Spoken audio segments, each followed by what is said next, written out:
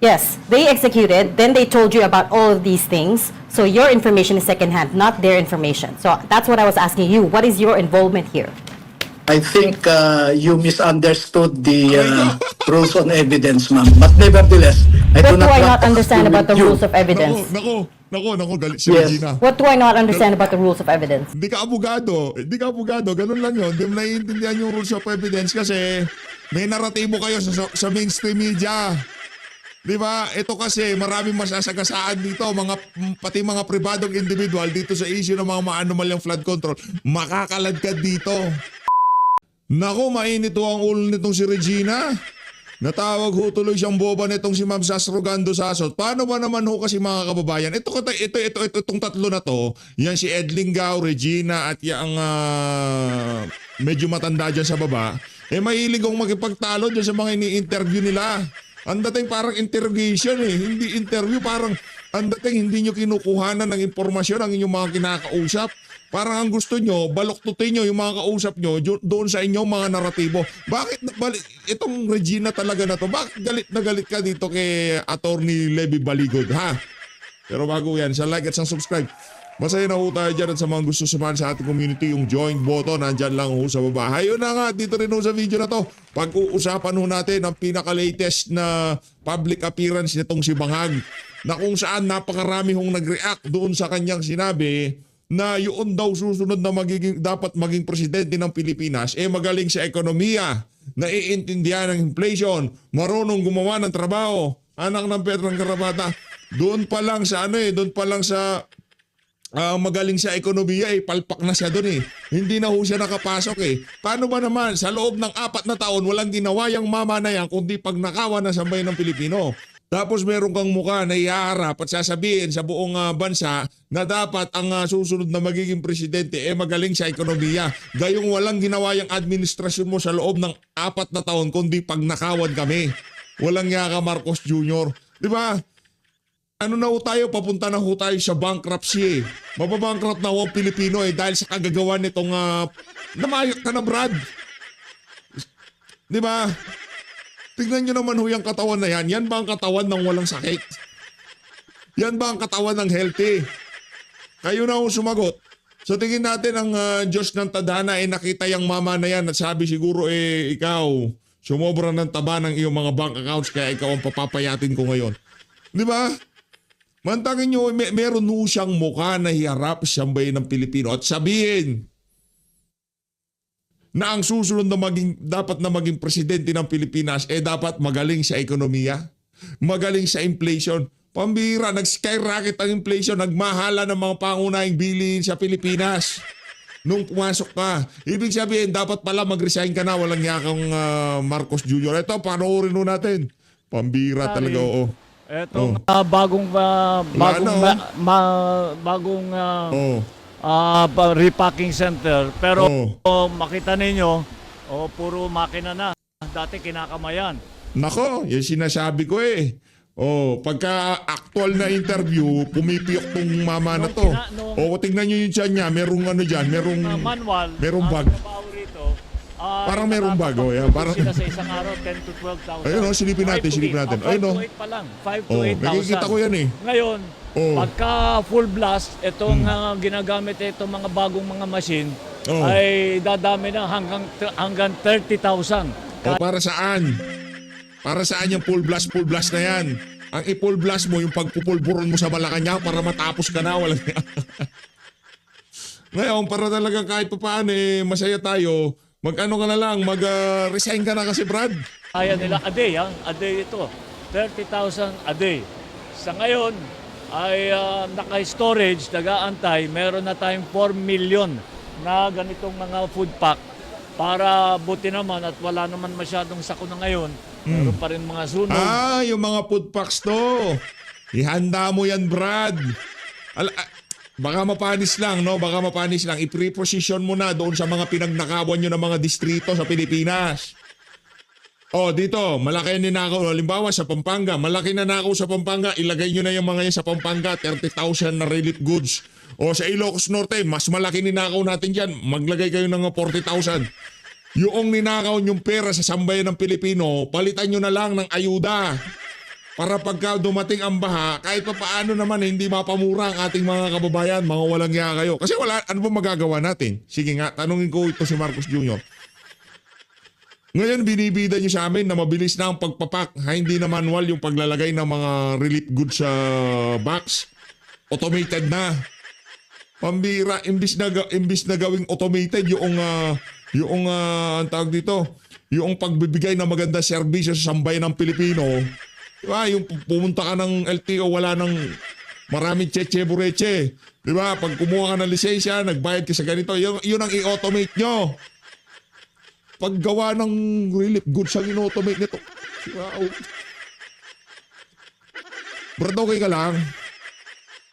Ang i-automate mo, yung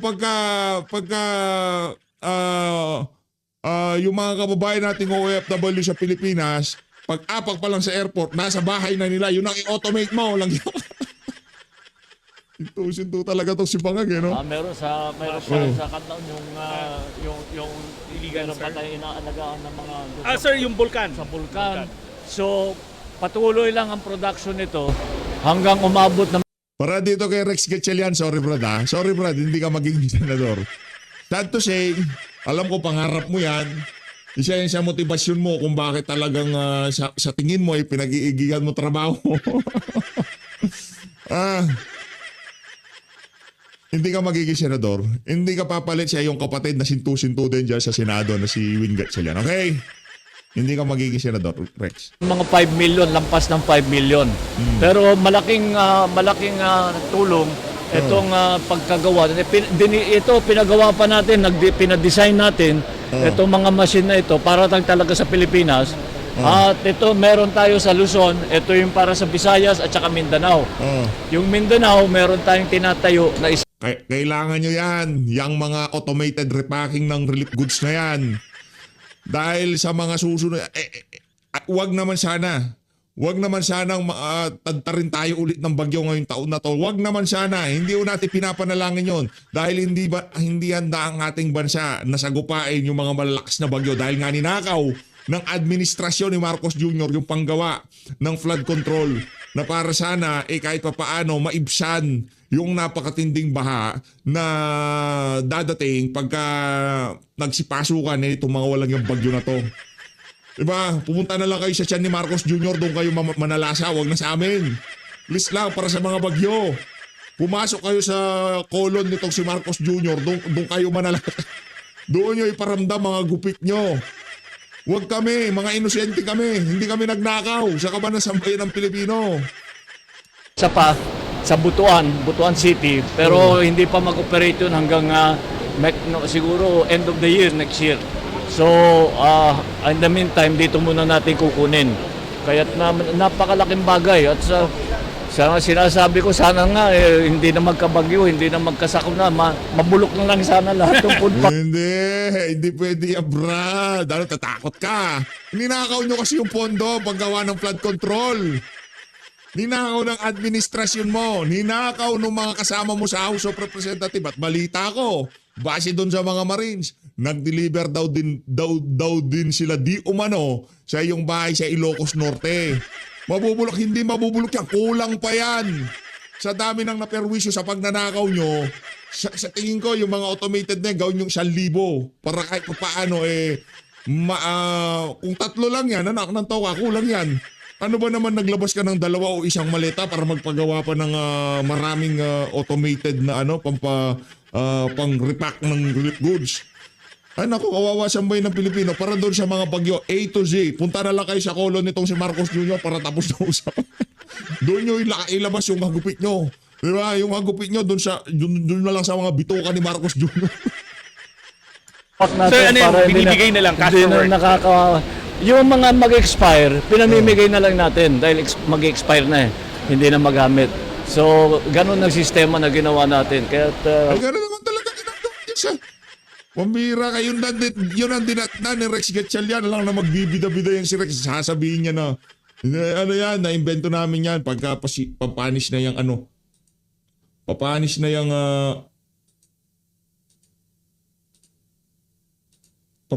yung pagpapanis na yung, ang tawag dito, mga relief goods, pamimigay na namin. Walang ganun. Ikaw naman, oo. Ano yan?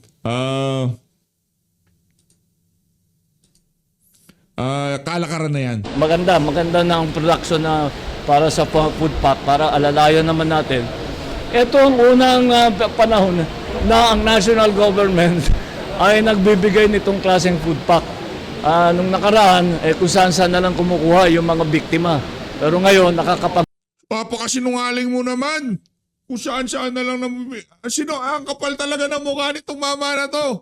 Ngayon lang daw ang panahon na to namimigay ng food pack. Raulo ka ba? Ano pa naman yung nakabox na pinamimigay ng DSWD ng panahon ni dati Pangulo Rodrigo Duterte? Sinungaling nitong sagutin nyo nga itong bangag na to. Baka malakas na naman ang tama nito niya kaya ganyan mag-isip. provide na ang national government. Kaya maganda itong naging facility natin. First time daw. Sira ulo. Ngayon, puntahan naman natin yung mga loading sa truck. Sige, maraming salamat. Oh, yan. I-load mo, Brad, yung ano mo. I-unload mo yung kung ano mo yung nasa bituka mo. I-unload mo yan. Importanteng ma-unload mo yan. Langya ka. Napakasinungaling mong ano ka, bangag. Pero ngayon, nakakapag-provide Mukha pa lang ho mga kababayan ano na Masama masabihin yung salita pero mukhang demonyo. Listen ako ha. Tingnan nyo naman yan. Yung mukha na yan. Pambira. Yung huling, yung isang bulati dyan, pirma ka na kasi. Huwag ka na mag-isip pa. Ang laking pasasalamat namin sa'yo pagka pumirma ka para tapos ng paghihirap namin dito sa bansa na to. Kasi pagka natapos si VP Sara, si Kong Pulong ang iuupo namin. Pagkatapos si Kong Pulong, si Mayor Baste ang iuupo namin. Anong makapalang mukha? Talagang ganon. Mahirap na, baka meron na naman si Raulong maging presidente. O ngayon, kung gusto nitong si Pulong, pagkatapos ni Pulong, sino pa ba? Dapat yung medyo tikas. Duterte prinsipyo, di ba? Hindi pwede yung tama na ang politika. Ako lang naman ho, nahuli niyo ako doon ha. Parang kilala niyo tinutukoy ko ha. Hindi gano'n. Hindi pwede, di ba? Hindi pwede gano'n. Dapat dito yung tigas ho. Dito na tayo kay Atty. Levy Baligod. At ang hindi natin malaman kung saan nanggaling yung init ng ulo nitong si Regina. Regina pangalan nito Sabi ni Ma'am Sasrugando Sasot, paano ba naman kasi ito talagang ali na to, ito, Regina na to. Ewan ko ba, ba't yung mga taga TV5, no? Si May Ann Los Baños, Senator Bato de la Rosa, ang binibira, di ba? Di ko malaman kung lang ba allowance binibigay sa kanya, kaya pati yung allowance si Senator Bato, pinagdidiskita niya. Si Martin Romualdez, di pumapasok. Hindi niya kinikwestiyon ng House of Representative.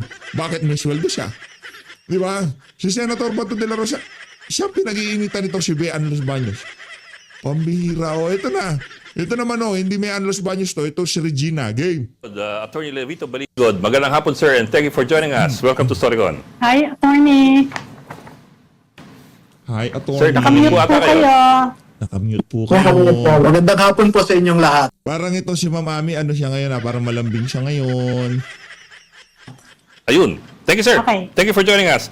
Sir, Thank you po. yeah, yes, sir. Napanood ko yung press con nyo kahapon. Quite interesting. But I also, I saw an affidavit online, a joint affidavit supposedly made by the 18 former military men. I think I saw it dun sa Paulo Duterte supporters website Is this the same thing that Kailangan talaga ibagsak yung Paulo Duterte support. Nagkalat yan. Ako nga nakakuha ko, nakita ko sa social media Pambira kahit sinong mga supporter diyan, basta supporter ng sambayan ng Pilipino, sigurado makikita mo yung mga detalye na yan. you have?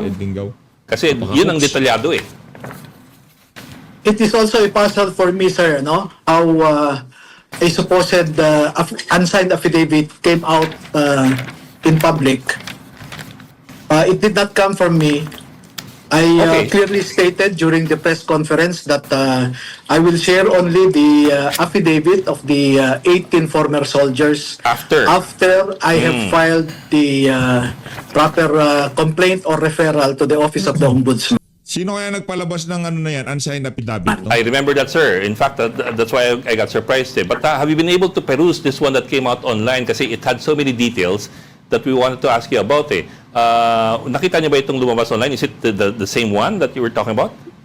Sorry, but I did not bother to compare what was told to me as an affidavit that appeared online with the affidavit in my possession. Hindi ko po kinompare. Okay.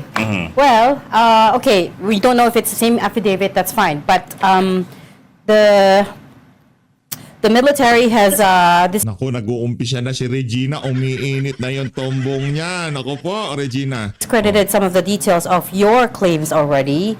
They said 2 of these 18 individuals were never members of the Navy nor Marine Corps.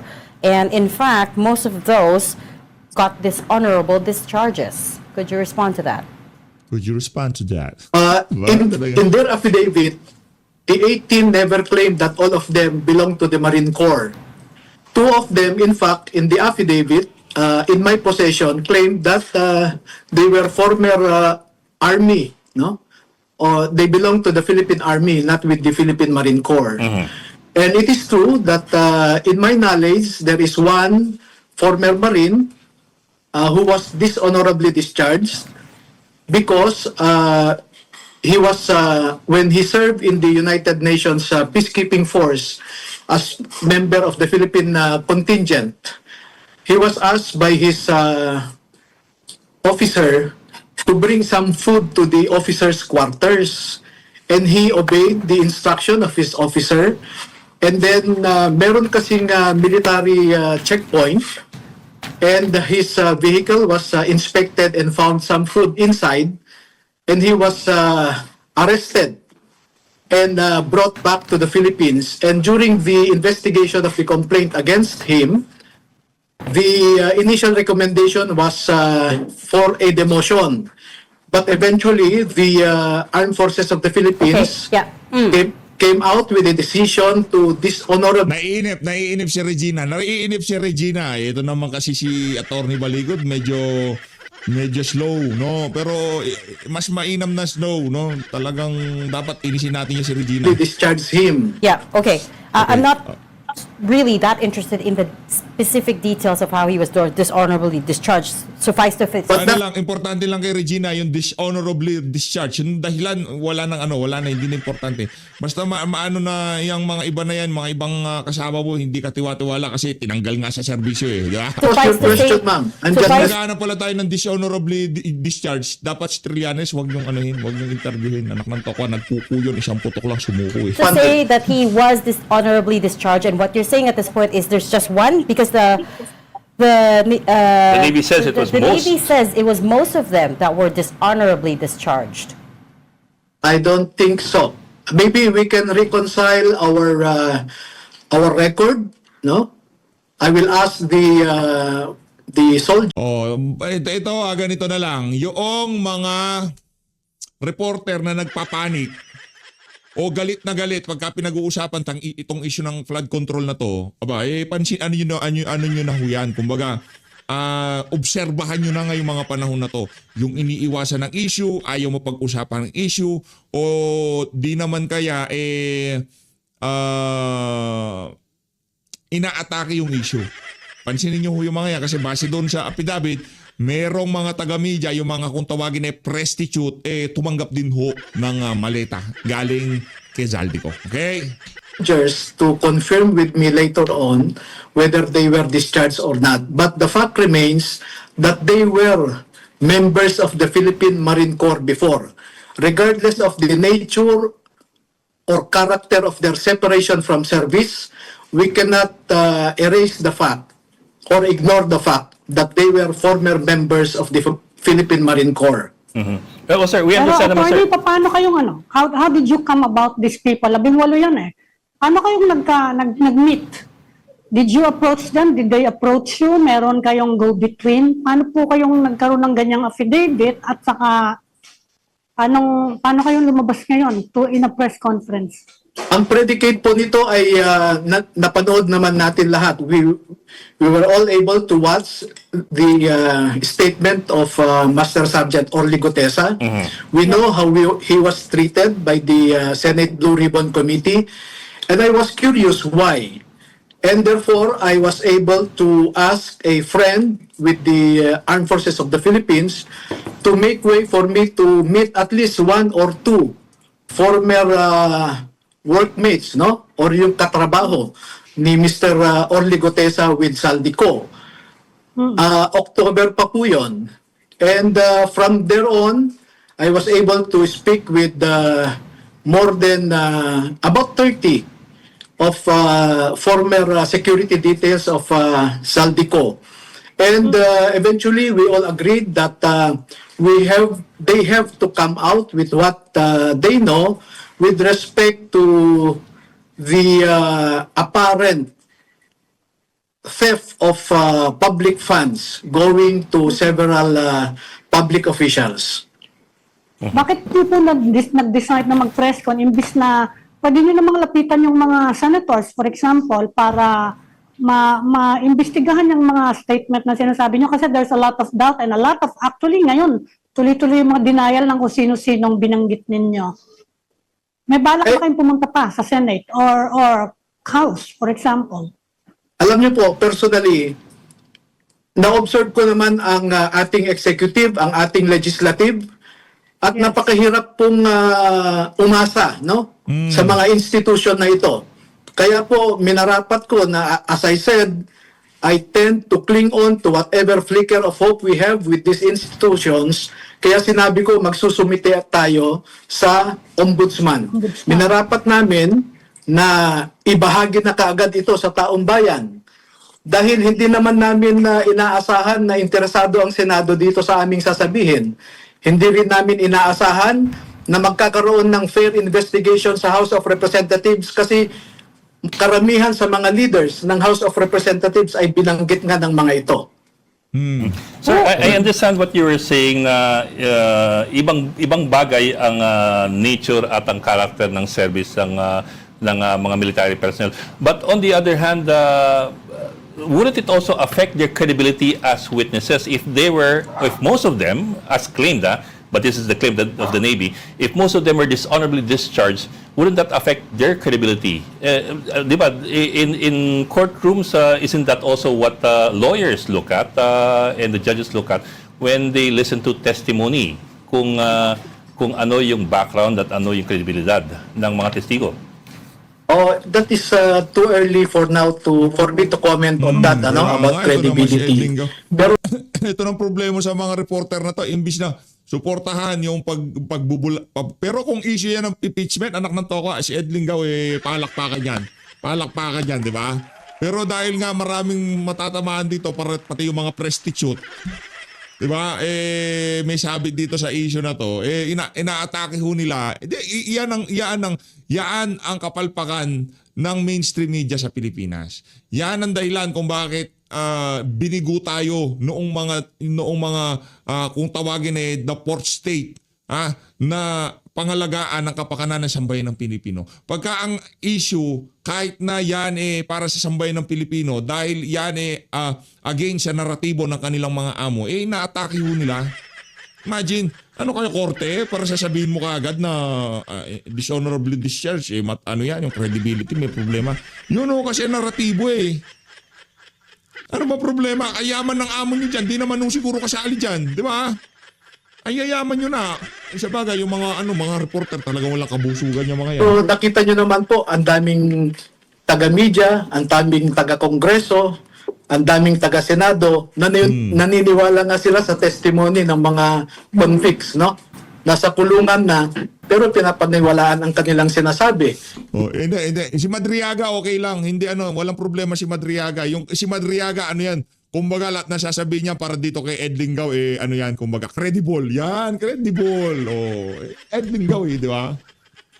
Yes, Wait, sir. teka lang that is the wrong assumption, attorney, because just because you were jailed does not mean there's a confirmation of wrongdoing there. Teka lang, convicted na yan si Madriaga. Paniwala pa kayo sa kanya. Convicted na yan si Franz Castro. Paniwalang-paniwala pa rin kayo sa kanya. We all know that testimonies can be fabricated, can be coerced, right? You as a lawyer should know that. But anyways, the reason I don't think it's too early Yan to ang ask. hirap kay Regina eh. Bibira siya ng ganun tapos hindi niya papahintulutan yung kausap niya na sumagot. Ang hirap po. Siguro kung asawa ko to, iniwan ko na to. Dinivorce ko na tong Regina na to. Hindi pwede yun. Nagsalita ka tapos hindi mo ko pa sasagutin. Siguro hindi mahal ng asawa nito ito. May asawa, ay baka single pa. Pagka single, alam nyo na. Ask about the credibility because the claims that you're making are serious and wide-ranging. So, balik tayo dun sa question ni Ami, which is, how long have you known these 18 gentlemen and can you vouch for Para their tayong nasa Senado. Nakalanta ko mag-senador ka kaya. Regina na to. Oy, Regina, mag-senador ka kaya. Para tayo nasa Senado sa pagtatanong mo ha. credibility? Tataw si Yes, Tony Maligot. I started meeting them in October. I vetted what they said, and that is why it took me about 3 months before I finalized their affidavit, because I had to verify their statements with their other co-workers who did not come out as of this time. Attorney, nabanggit niyo si Orly Gutesa. Would you know kung nasa na siya ngayon? Kasi kahit sabihin na nag-retract siya, wala tayong formal retraction whether orally or in writing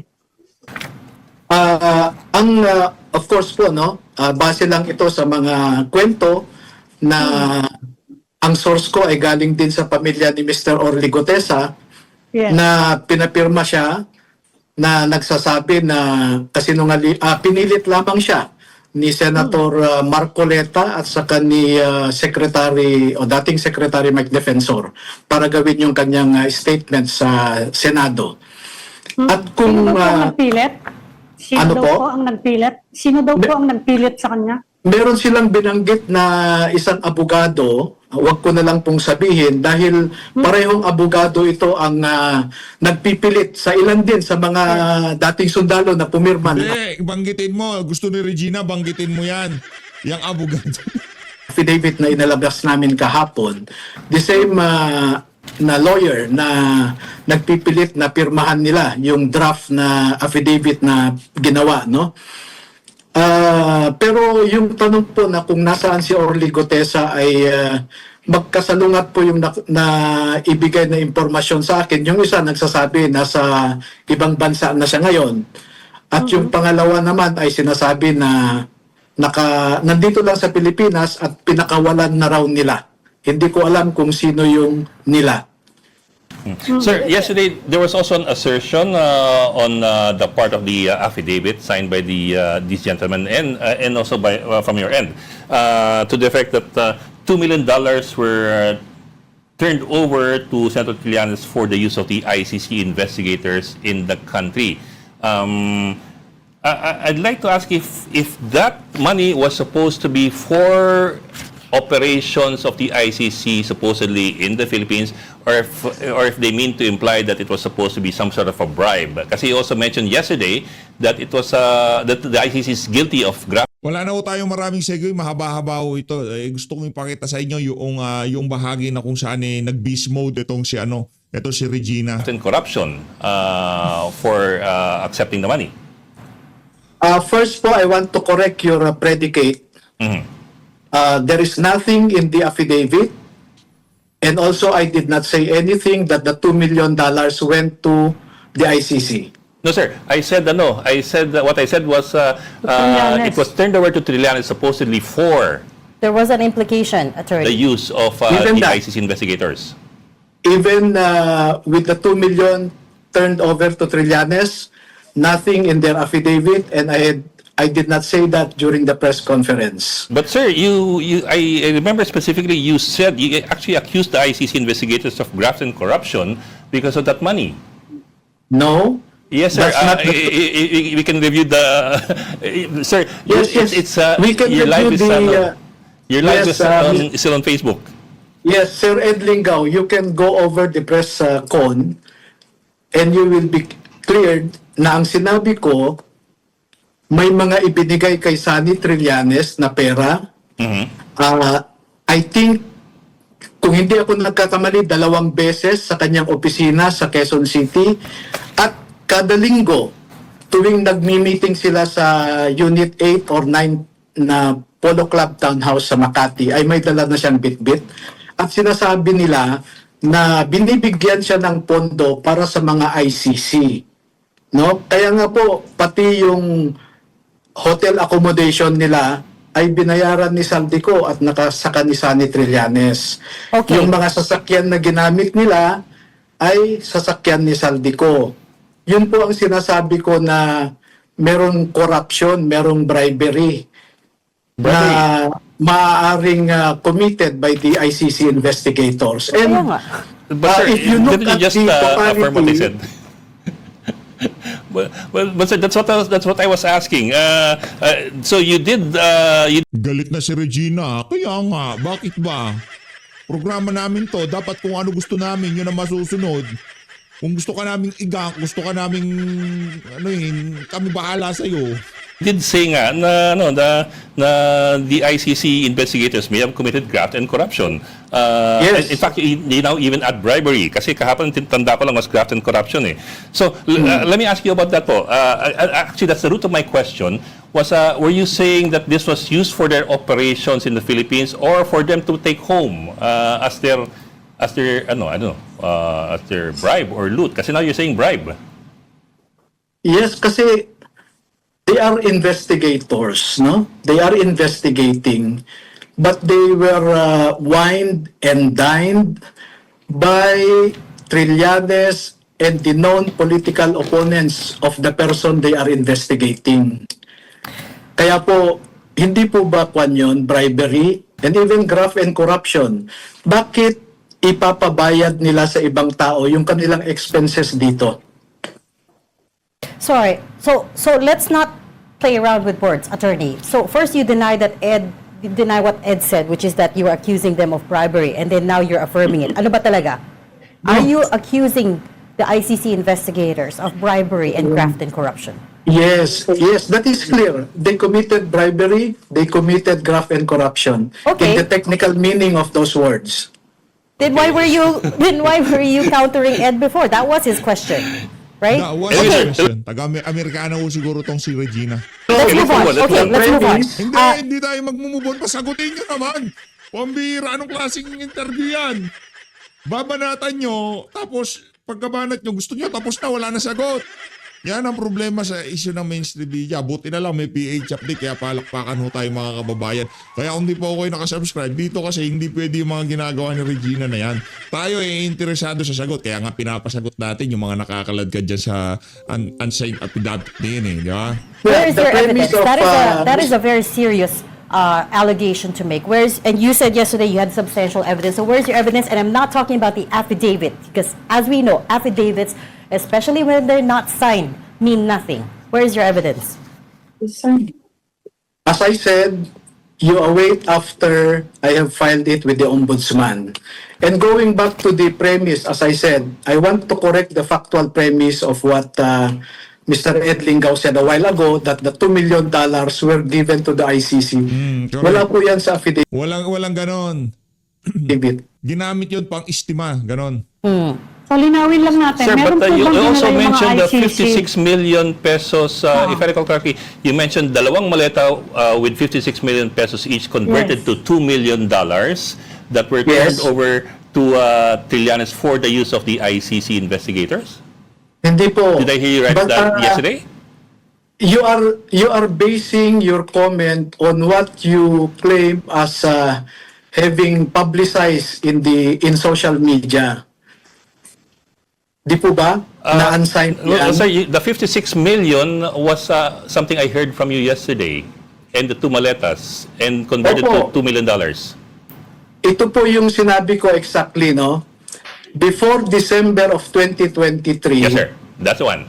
okay, ay nagpapalit ang mga tao ni Zaldico ng 112 million equivalent to $2 million. At ang sinabi ni Mark Tiksay at saka ni Paul Estrada, pinaghahandaan nila ang pagdating ng mga foreigners.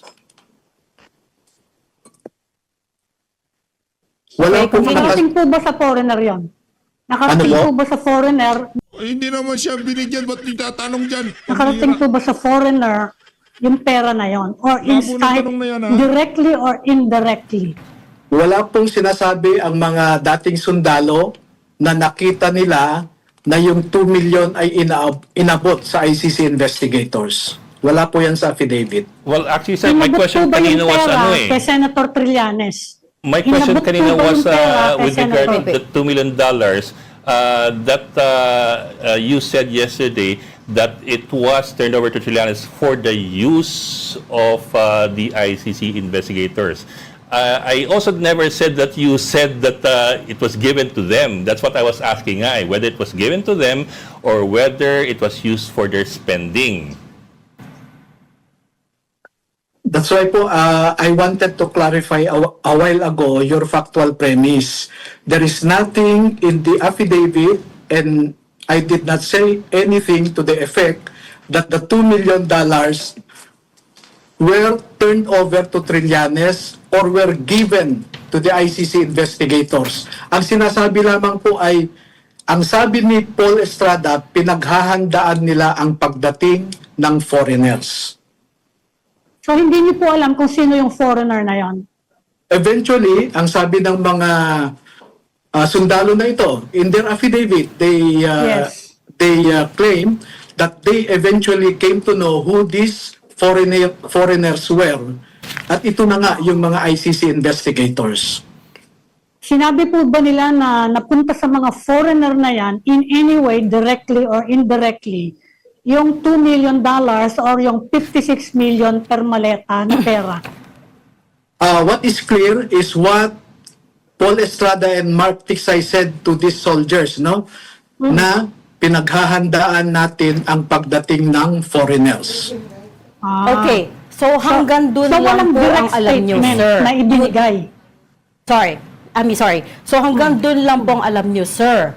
Wala po nakakita that this money was in fact handed over, or nobody has evidence at this point that the money was given to these so-called foreigners. Tama? Yeah, that's Okay, correct. doesn't that just collapse your whole argument? What is my argument? Which is that That- there was bribery involved, there was graft and corruption involved with the ICC investigators. Look. And by the way, how would the Marines recognize the ICC Wait. investigators? Let me respond to that. The bribery and Ito naman si Regina, mailit mailit kagad tambod. Kalmahan mo lang, Regina, ha? graft and corruption are centered on the fact that they were all of their expenses were paid for by Saldico and Sani Trillanes. Pero paano pong nalaman na all the expenses were paid? Kasi tinatanong ko na nga yun did the foreigners, in this case, the ICC investigators, at tinatanong ko nga kung merong statement or evidence na they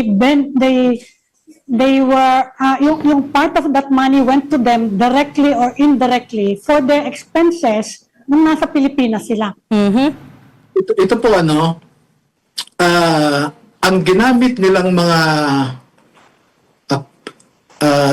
kung saan sila tumira dito sa Pilipinas. Accommodations, okay. Yung mga condominium units ni Saldico, sa Raffles, sa Citadines, yung mga hotel accommodations nila sa Seda, sa iba't ibang hotels dito, hindi ko maalala yung Okay. iba, sa Diamond, etc., ay pinabayad ni Saldico kay Mark Tiksay at saka si Paul Estrada. At merong inuutusan din si Sani Trillanes na tao niya. Nakabanggit doon sa affidavit nila kung sino yung inuutusan ni Sani na magbayad ng mga hotel accommodations. Kasi pabalik-balik po sila dito sa Pilipinas 2024 to 2025. Hindi lang iba-iba, yun po ang sinasabi ko. Yung accommodation nila, yung food nila, yung sasakyan na ginamit, hindi nila ibinigay ni Saldico at saka ni Sani Trillanes. Paano pong nalaman na ICC investigator, yung mga foreigner? Exactly. How would they Yung recognize them? Yung mga sundalo po ay kasama nila eh. Sila yung nag-provide ng security every day. Nandoon din sila sa kung nasaan ang mga foreigners na ito. At na-confirm nga nila eventually na taga-ICC ang mga ito dahil kasama sila noong pumunta sila sa National Bilibid Prisons, sila ang nag-secure sa mga foreigners na ito. No? Pag pupunta sila sa Midas Hotel, nakikita rin nila yung mga ini-interview na mga supposed witnesses ng mga ito. Nako. At sabi ko nga, I don't yung si Chantal Daniels na team leader ng ICC investigators ay kilala na nila kasi escort nga sila eh. And they were able to take her picture and confirm na doon sa isang TV screen grab na nilagay nila dyan, among others, ay maliwanag na si Chantal Daniel yon. Yun pala. Pero hindi pa kumbinsido yung mga kausap mo na yan. Atty. Baligoy. how could these so-called investigators have had military and Marines protection when in 2024, hindi pa po nagko-cooperate ang government sa ICC? In fact, Nako. President Marcos made it very clear several Yun ang alam nyo. Naniwala kayo? Oy, Regina, naniniwala ka dyan. Siguro naniwala ka din doon sa 20 pesos na bigas. Hindi nakipag-cooperate pero napadala sa Dahig Netherlands si Tatay Els. Palakpakan natin si Regina. times Ganda ng then argumento, that the pambihira. government was not cooperating. Ang talino mo, So are Regina. you saying that he was lying about it? Absolutely. Yes, the president was lying about his claim that the government will never cooperate with the ICC. Loko-loko. Why? Well, itong mga Marines na ito, hindi na sila in active service ha, tao de Saldico ito. Pero yung mga officials ng government, si former Secretary Crispin Remulla was meeting with these ICC investigators in a very private place, no, bahay niya. Itinago yung pagmi-meeting ng mga ito. And Kaya I nga, mean, see, attorney, that's the other thing. It was all made incredibly confidential and secret. Trust me, us in the media, we're also trying to find out more at that time. Pero talagang wala kami makuha. So we knew there were Nakapikit yung mata nyo. Wala kayong makikita talaga. Kasi ano kayo noon nga pagdating sa war on drugs, hindi nyo naman suportado ang administrasyon ni Tatay Digong. Isa kayo sa ginasangkapan ng mga galit sa administrasyon ni dating Pangulong Rodrigo Duterte para ma-emphasize yung mga nagugurgur pero yung mga biktima ng mga bangag na to. Hindi nyo, di ba? were operating in secret. So how would the 18 gentlemen that you're with know about it? they saw them, ma'am. They saw them meeting. The ICC investigators were seen meeting with these government officials. Si Speaker Martin Romualdez, si former Police Chief Nick Torre, former DOJ Secretary Martin Remulla, Sani Trillanes, no? Sir, if you don't mind, I'd like to go back. Yun ang group effort. Yun ang group effort. Hindi pa kumbinsido si Regina dyan. Hindi pa kumbinsido rin si Regina na kahit na mag-usap ang mga taga-ICC at itong si Martin Romualdez, itong si Remulla, walang hindi maniniwala si Back to Regina. my original question, I'd like to find a way for us to get an answer here. If I get you correctly, your clarification, as you call it, is that yung $2 million na kinonvert from the 56 plus 56 ay paghahanda para sa pagdating ng mga foreigners who turned out to be the ICC people. My question to you from the very start was this money supposed to be used for the operations of the investigation of the ICC here, or was it supposed to be used as a bribe for the ICC investigators? If you recall, that was my original question. So, ayun po. I'll go back to that and I'd like to follow up from there. Ano po, which one was it? Yeah, there is no categorical statement from the former soldiers that the $2 million went either to Sunny Trillanes or the ICC investigators. What they merely stated is that Paul Estrada confided with them that they are preparing for the arrival of the foreigners. That is why nagpapapalit sila sa dolyar amounting to $2 million. I asked that kasi it's not just a bit, it's quite complicated to convert 56 times 2 million pesos to $2 million. A huge amount of dollars yan. It's not easily done, and I'm wondering if there's a paper trail there. And number two, if it's for operations here, in preparation for the Ito naman sila Ed Lingaw. Ang sinabi lang, inabot. Tapos ang usapan. arrival, why convert to dollars when you're in the Philippines where they're supposed to be investigating, when they'd be spending in pesos? Isn't that a very roundabout way of going about it and needlessly complicated?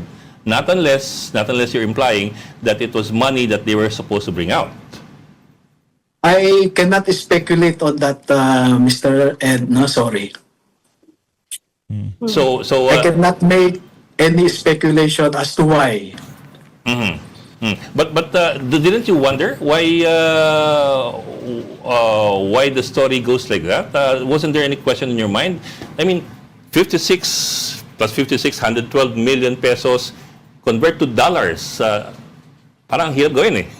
Tapos from there, Walang mahirap gawin dito sa administrasyon na to, Sir Ed. Lahat dito posible. Anak ng tawa. Trilyon ang tinakaw nila.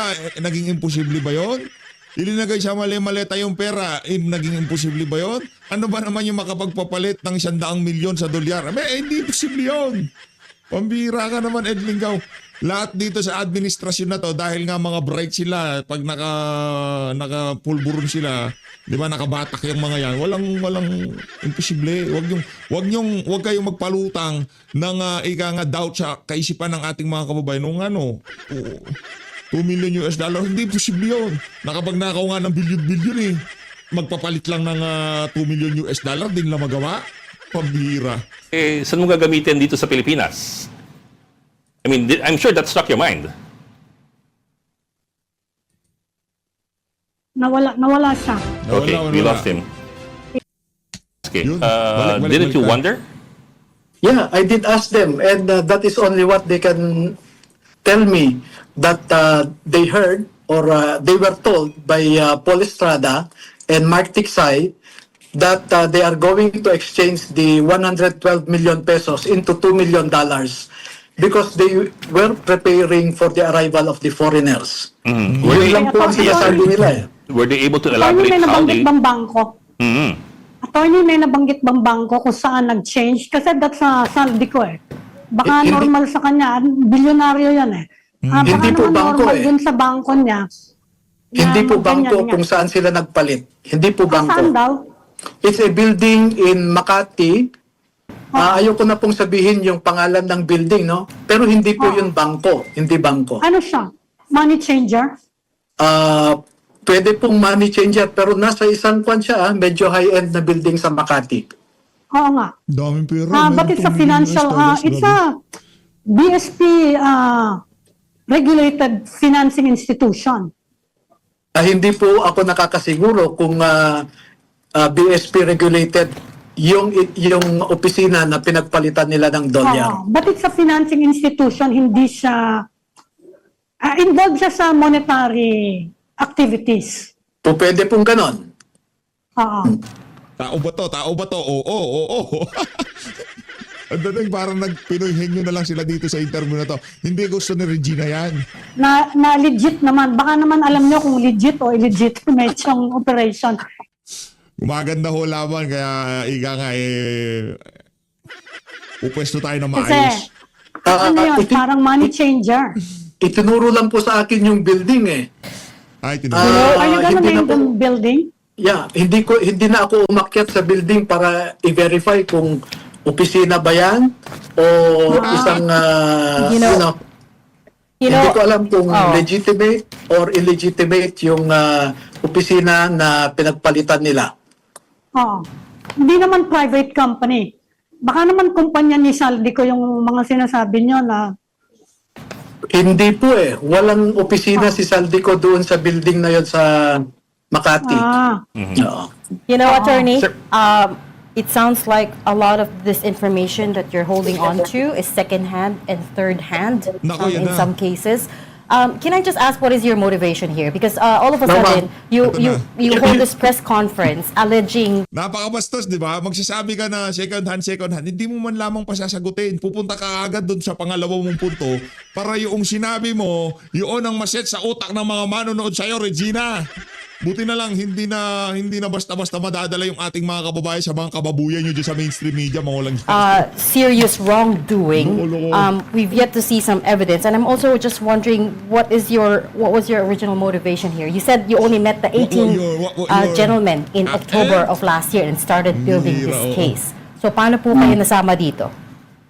You know, ma'am, you cannot label the information they have as second-hand or third-hand. No, your Because information is secondhand. Kasi we were asking you personal about... witnesses po sila. Yes, No? but they only told you. Wala ka naman talaga doon, right? That's the Nako. definition of secondhand, sir. Nako! You But weren't there. I did not execute the affidavit. They were the ones who execute the affidavit. Correct. Yes, they executed, then they told you about all of these things. So your information is secondhand, not their information. So that's what I was asking you. What is your involvement here? I think you misunderstood the rules on evidence, ma'am. But nevertheless, I What do do not I want not to understand argue about the with you. rules of evidence? Nako, galit si Yes. Regina. What do I not understand about the rules of evidence? Hindi ka abogado, ganun lang yun. Hindi mo naiintindihan yung rules of evidence kasi may naratibo kayo sa mainstream media. Di ba? Ito kasi maraming masasagasaan dito, pati mga pribadong individual dito sa issue ng mga maanumalyang flood control, makakaladkad dito. Baka yung mga boss natin dyan di ba? Baka yung mga boss natin dyan, naku po, yari. At balita natin, talaga nagpapalabas na sandamukal na pera para baguhin ang naratibo dito sa issue ng mga maanumalyang flood control. Kaya yung mga nasa mainstream media, huwag kayo masyadong halata. For describing their statement or my statement as second-hand. It's not secondhand. You weren't there, right? As you said, you Right. yourself said you weren't there when all of these things were going on. When they were withdrawing the money, Do you giving know the money to about? somebody Do else. you They know were the all meaning told to of? you. Do you know the meaning of independently relevant statement? Okay, so that's what I'm also trying to get at. What is your involvement here? Bakit kayo nasama dito? You're not a prosecutor. You're not. Are you a lawyer for some of these Marines? Alam niyo, ma'am, bilang isang Pilipino, Yan. meron akong obligasyon na mahanap natin ang katotohanan at katarungan dito sa pagnanakaw ng Sir, pera sir. sa kabad ng bayan. Oh, you don't have to tell me Okay, that. you asked We about also my trying to get to the motivation. bottom of things. Oo, kami din. You asked about my motivation, no? Alam niyo po, noong 2013, ang advocacy ko ay anti-corruption at ako ang nag-expose sa PDAP scam. And Ben Harluy was one of my witnesses. Kinasuhan ko ang 14 na senador, 198 na congressmen at 5 cabinet secretaries. Okay, yeah. Pangalawa, yung mga pag-aabuso ni Teves sa Negros. Halos 1 taon po akong pabalik-balik sa Negros kasi walang matakbuhan ang mga biktima ng patayan doon. Ngayon po, nakita ko kung paano trinato si Gutesa. At meron akong obligasyon na tumulong para malaman natin ang katotohanan. You ask about my motive, that is my motive. I don't Gusto understand. kong makaambag Wala kang maiintindihan kasi sarado mga utak nyo dyan sa mainstream media. sa paghahanap ng katarungan. I don't understand what you mean when you say with how they treated Gutesa sa Senate Blue Ribbon Committee. We all watched the hearings. In fact, si Senator Lacson wanted him to come back and to give them more details, di ba? Kaya lang, siya mismo yung nawala. He disappeared. So I'm not sure exactly what you mean by how they treated Gutesa and why you're making it sound like he was treated very badly. Okay, number one, we all witnessed Gutesa taking his oath before the committee. At binasa niya yung statement niya. Ibig sabihin, yung statement niya was made under oath before the Senate Blue Ribbon Committee. Bakit tinututukan yung alleged falsification ng notarization? When Medyo sa media, bakit? Bakit nyo tinututukan yon? Roy, Regina, bakit? sa oath before the committee was already equivalent to a notarization, no? Pangalawa, sinasabi mo na nawala si Gutesa dahil hindi na siya nagpakita, pinapahanap ni Senator Lacson. Alam niyo po ba kung bakit siya nawala? Was it on his own volition na hindi siya nagpakita? Ang sabi sa nakakontak sa pamilya nila ay itinago siya ng mga merong interest na pagtakpan ng katotohanan. Actually, yun nga tinatanong ko, attorney, kung nasa na si Orly Gutesa. Sinabi ni Senator Lacson actually na yung sworn statement niya before the Senate Blue Ribbon will stand kasi nga, ayun na nga, sworn statement. Hindi na daw Kaso, ang pagkasabi niya na gano'n, pero dapat kailangan pa rin niyang humarap dahil marami pa kaming tanong doon sa kanyang naunang affidavit. Yun nga! Tapos itinago siya. Kaya ang dating, walang kwenta yung ano niya kasi walang mga follow-up, hindi matanong doon sa affidavit niya. Linoloko niya. kailangan gamitin yung statement na merong whatever forged notary or whatever, okay na daw yung kanyang sworn statement sa Senado. Sinabi niya yon. So, ngayon, kung ano, ang tanong ko ngayon, since you are forwarding these statements to the Ombudsman, ano exactly yung nature ng ipa-file yung complaint at sino yung fa-filean nyo? Kasi you're saying na dapat hindi pinondohan ni Saldico yung mga operation dito nung sinasabi niyong mga foreigner who turned out to be ICC prosecutor. Sino yung balak niyong filean at ano yung nature ng ipa-file nyo kung sakasakali lang? Well, una, bibigyan po natin ng pagkakataon si Ombudsman Remulla. Yes. Nawawala yung ano niya, signal. We lost the line again. Ayun na nga mga kababayan, na laho itong si Atty. Baligo. As always, maraming salamat po sa pag-support sa PH Update. Mag-ingat po kayong lahat. Huwag po kayong basta-basta maniniwala dito sa mga taga-mainstream media. Kung di pa po kayo nakasubscribe dito sa PH Update, mag-subscribe na po kayo dahil dito hindi makakalusot yung mga punto de vista ng mga kagaya nito si Regina. Malino natin ang Pilipinas. Di kagaya ng pagmamahal nitong mainstream media na to sa ating bansa.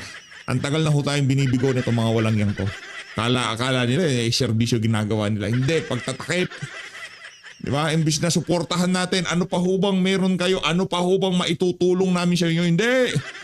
Di ba? Saan ipinapalit ang pera? Mga ano yan, yung mga witness na yan, ganito, ganyan.